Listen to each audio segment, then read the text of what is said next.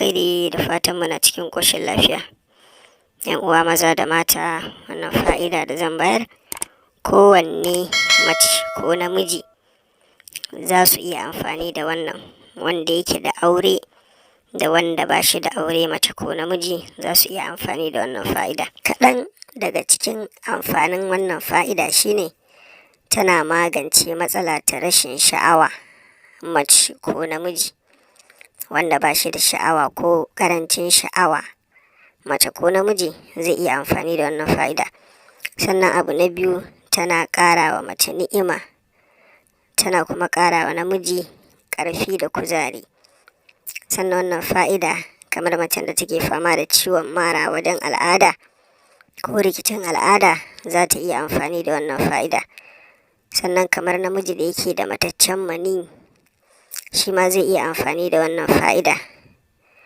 A taƙaice dai, waɗannan su ne kaɗan daga cikin fa'idojin da suke tattare da haɗa wannan fa'ida.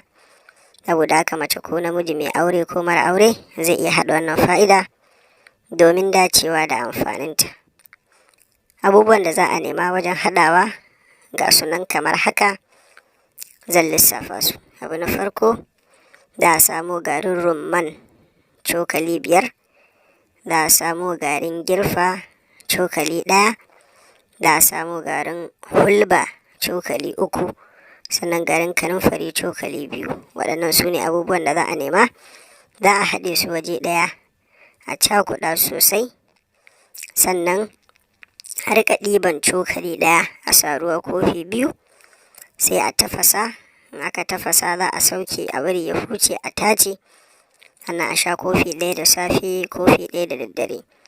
Ga waɗanda kuma tafasa zai ba su wahala, za a riƙa ɗiban teaspoon, ƙaramin cokali za a zuba a ruwan zafi tafashashe, za a bari ya minti 5, sannan a tace a sha, ko kuma a zuba a ruwan zafi na shayi, ma'ana a zuba a ruwan tea wanda yake ba shi da madara, shi ma za a bar shi ya jigu minti 5, sannan a tace a sha shi ma sau 2 a rana.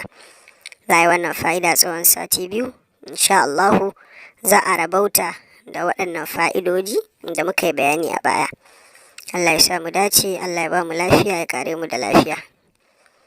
Kar ku manta, idan kuna amfana ku yi like, ku yi subscribe na wannan tasha ta mai albarka, sannan ku danna ƙararrawa domin kasancewa tare da shirye-shiryenmu a duk lokacin da muka ɗora su. Wanda yake da tambaya ko ƙarin bayani zai iya ajiye mana ta akwatin aje saƙonni. Sannan wanda yake son shiga group namu, akwai link a description, zai iya duba domin kasancewa a cikin wannan group namu mai albarka. Mun gode, wassalamu alaikum wa rahmatullahi ta'ala wa barakatuhu.